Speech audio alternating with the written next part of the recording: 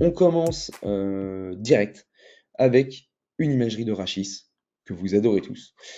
Et vous allez avoir le droit de répondre. Donc, dans cette première question, qu'est-ce que je veux? Je veux que vous, dans votre réponse, elle soit complète, parce que dans une croque, c'est ce qu'on attend de vous. On attend de vous une réponse complète. Je veux donc l'imagerie, donc ce que c'est, dans quelle coupe on se trouve, qu'est-ce qu'on voit, voilà quoi. Que voyez-vous? Qu'est-ce que c'est?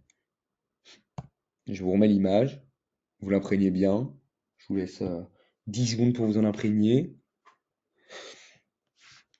Et on passe à l'arrêt. Qu'est-ce que vous voyez? Allez-y. Tout le monde vote. Je veux que vous écriviez ce que c'est. Zéro réponse. Ah, ouais, c'est bon. Un, deux, ça commence, ça vote. Putain, j'ai eu peur. J'ai cru que tout s'était déconnecté. Faut pas me faire les coups comme ça.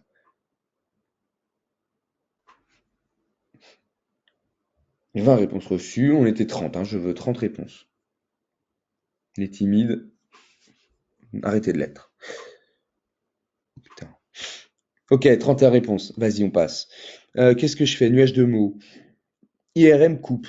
Ok, c'est marrant. Pas nuage de mots alors. Liste des résultats. Médulaire. Qui répond que médulaire? Qui veut que je le... hein? Alors, pas possible ça. IRM, rachis dorsal, coupe sagittale. Très bien, mais il manque la séquence. IRM, rachidienne, séquence T2 en coupe sagittale, c'est très bien. IRM médulaire coupe sagittale avec présence de discopathie protrusive L5S1. Ouf, là, il y a quelqu'un là qui a envie de mettre un bon truc là, hein. IRM T1 injecté gadolinium. Alors non, c'est pas une T1 gadolinium, on va regarder. On va regarder pourquoi. J'ai le même fond d'écran. Écoute, alors, cette séquence, donc là, vous avez tous fait un petit truc bien, mais un peu incomplet. Donc, on est sur une IRM, séquence T2, si on voulait être précis, c'est un T2 fat sat, on a une saturation du signal de la graisse. Et T2, pourquoi? Parce qu'on a le LCR qui est blanc, d'accord? Donc, c'est du T2 forcément. Signal de la graisse qui est atténué, c'est du fat sat. Coupe sagittale. Et on appelle ça IRM rachidienne, ça se dit pas trop, on dit plutôt une IRM médulaire en général. Et on observe effectivement une discopathie au niveau L5S1 avec une protrusion discale ou alors une hernie discale. Donc c'est une hernie discale L5S1, je suis d'accord, parfait. Là-dessus, qu'est-ce que vous voyez? On se concentre un petit peu et vous me dites ce que vous voyez. Hop là, allez-y, on vote. Pas facile forcément, celle-là.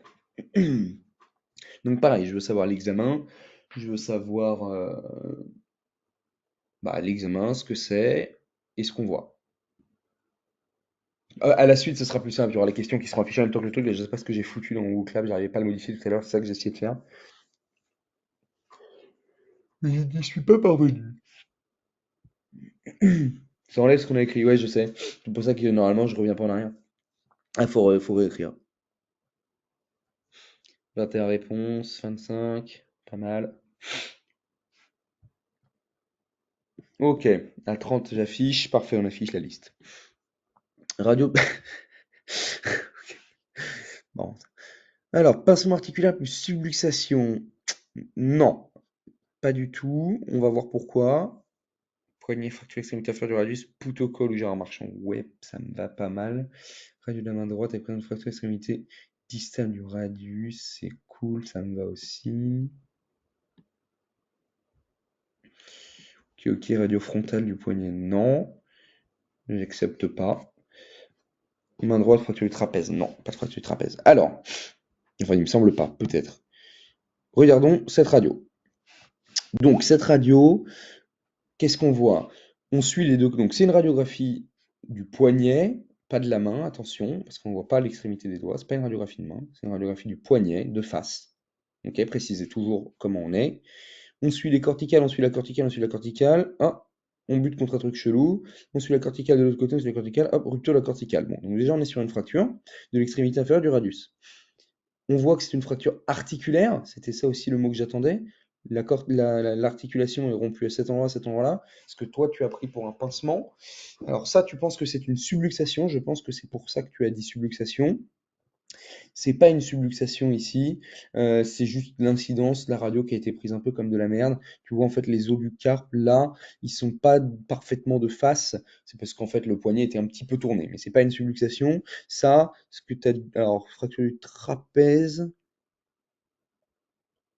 Oh, franchement, on voit pas assez bien le trapèze pour dire qu'il y a une fracture du trapèze. C'est plutôt des images de superposition que une réelle fracture du trapèze.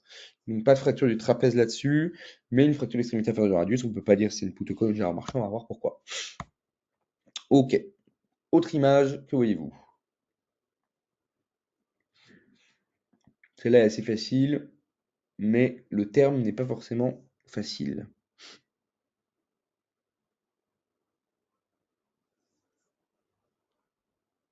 Et hop, votez.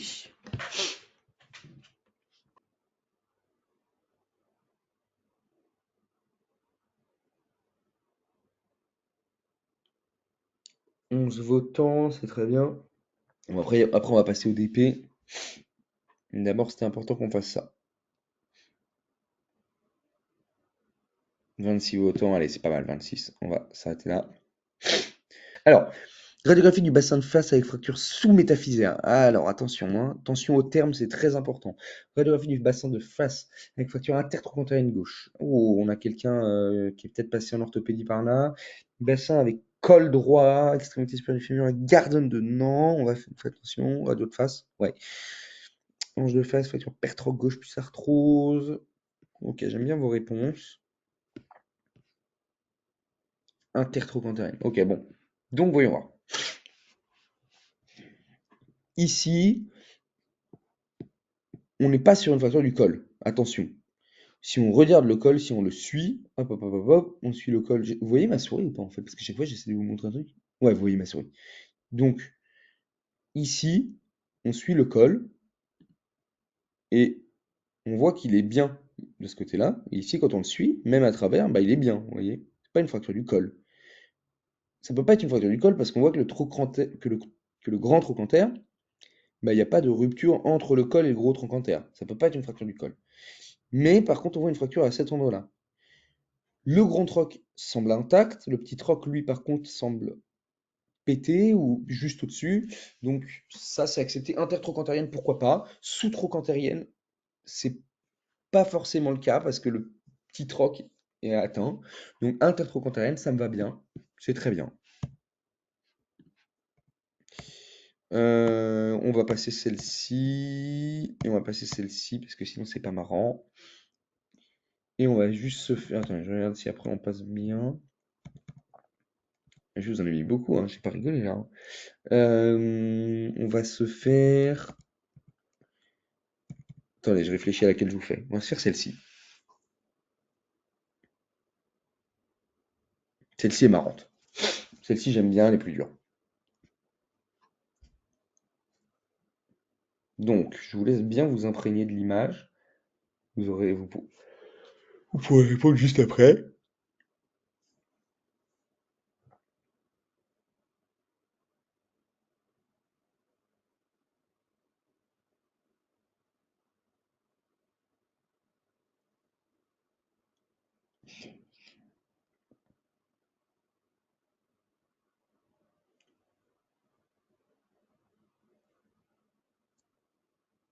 Voilà, donc imprégnez-vous bien. Je la laisse un peu longtemps parce qu'elle est plus dure. N'hésitez pas à me dire quand vous êtes prêt à répondre dans le chat. Vous pouvez me mettre des super pouces bleus quand vous êtes prêt et prête.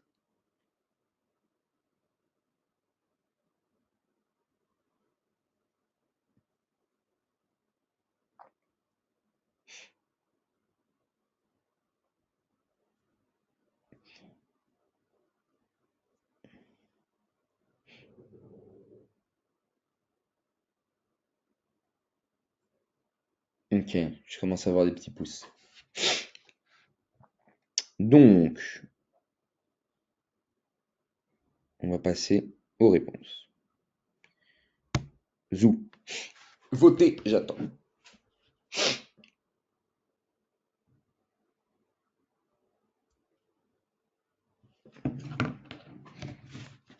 Ok, 14 votes. Elle est pas facile celle-là, hein.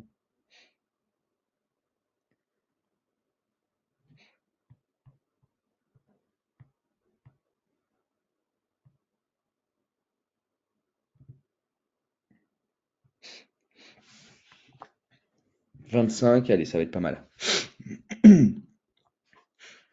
Canal lombaire rétréci L4-L5 avec remaniement spondylarthrose, protrusion discale hernie paraforaminale. Parfait. IRM rachicité de sagittale et axiale avec fracture L5. Ah, la fracture. Alors, on va voir s'il y a une fracture, mais non. Protrusion discale paramédiane L5 et 5 et un peu en T2 avec masse. Ok, bon. Vous avez vu, c'est difficile, hein. Le rachis, franchement, c'est pas le truc le plus simple. Donc, on va faire ça tranquillement. Le but, c'est que vous ayez compris parfaitement comment interpréter une IRM de rachis qui montre une hernie. C'est très important parce que c'est les seules imageries en rachis qui peuvent tomber, en fait. Je pense pas qu'ils vous fassent tomber de radio avec une fracture. Je pense que s'ils vous font tomber quelque chose, ce sera une IRM avec une hernie. Ok, c'est le plus probable. Donc, qu'est-ce qu'on voit? On voit ici une IRM. Ok, on est séquence T2 avec le LCR qui est blanc. On n'est pas en FATSAT, la graisse n'est pas saturée. Coupe sagittale. Ici, donc on est sur une IRM médullaire. Ici, on est sur la même IRM, mais c'est une coupe différente. C'est une sagittale un petit peu qui est centrée sur les foramen. Vous voyez, les trucs qu'on voit ici, c'est les foramen, l'endroit où sortent les racines. Et à l'intérieur, on voit les racines qui sortent. Ok? Donc c'est moi qui ai modifié. À chaque fois, c'est des vrais patients que je vous ai pris. C'est toutes les images là que je vous ai mis dans cet atelier, c'est des vrais patients que j'ai eus. Il y en a peut-être une ou deux que j'ai pas réussi à retrouver leurs imageries, j'ai mis d'autres, mais en gros, c'est des vrais cas. Donc, on voit les petits foramen. Et à côté ici, on est sur une coupe axiale, ok, aussi en T2. Donc, ce qu'on voit déjà ici, sur la première coupe sagittale, bah, en fait, on voit pas grand-chose, hein. À vrai dire, on ne sait pas trop ce qui se passe. On se dit peut-être ici, il se passe un petit truc, on n'est pas trop sûr. On ne sait pas vraiment. On a effectivement des discopathies par ici, puisqu'on voit qu'on perd le signal T2 du disque, ce qui n'est pas normal. Il est censé être en hypersignal ici ou ici. Donc on sait que c'est très probablement à l'étage L4, L5, L5, L5, il va se passer un petit problème. Quand on regarde par contre au niveau des foramen, on voit que ici, on a les racines qui sont bien, les racines qui sont bien, les racines qui sont bien. Et là, on comprend plus trop, hein. Il y a une couille sur les foramen là. Ouais, je vais te dire quelle racine est comprimée. Pas de problème. Donc, euh, là, ici, du coup, les foramen, ils sont libres par ici. Et là, on voit plus le foramen, on voit plus les racines qui sont dedans.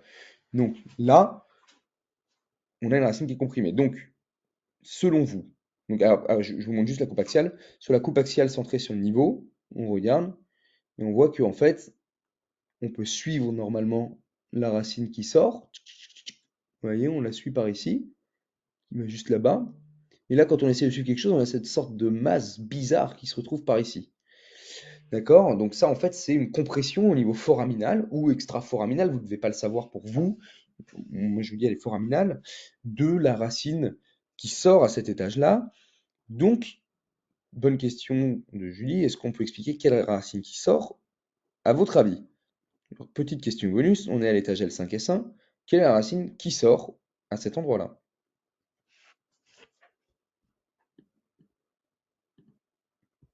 Alors, j'ai une réponse L5, j'ai une réponse S1, réponse L5.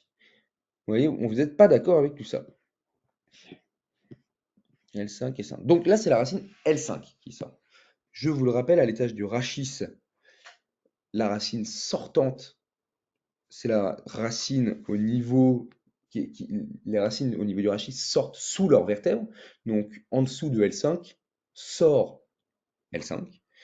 Et il y a aussi une racine passante qui, qui passe à travers et donc qui serait comprimée par une hernie médiane. Si c'était extraforaminal, comprimé. Pour vous, aux EDN, foraminal, extraforaminal, c'est pareil, il n'y a pas de différence. Si on vous propose foraminal et que vous vous êtes dit c'est extraforaminal, cochez foraminal, ce sera juste. Si on vous propose extraforaminal, cochez foraminal. Euh, Médiane et paramédiane, pour vous aussi, il ne faut pas que vous fassiez trop de différence parce qu'il y en a qui vont vous dire c'est médiane droite, d'autres paramédiane droite. En fait, ce qui tombe en général aux EDN, c'est des hernies paramédianes, cochez paramédiane. Si on vous propose paramédiane, on ne vous proposera jamais les deux, ce ne sera pas un piège. Ok? Sauf si vraiment on voit que la hernie, elle est vraiment très paramédiane d'un seul côté, qu'on vous propose médiane pure, Ne la cochez pas. Dans cet e-atelier, je ne fais pas particulièrement de diapos de cours. C'est pas le but des e-ateliers. Les e-ateliers, c'est pour aller un peu plus vite, etc.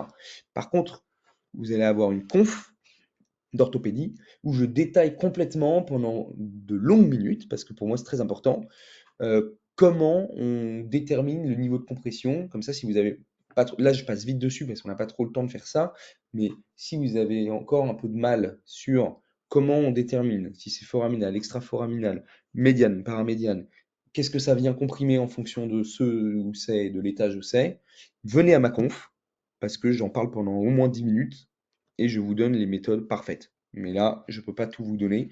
Mais en gros, voilà. Là, on est sur une hernie foraminale, donc elle comprime la racine sortante à cet étage, qui est donc L5.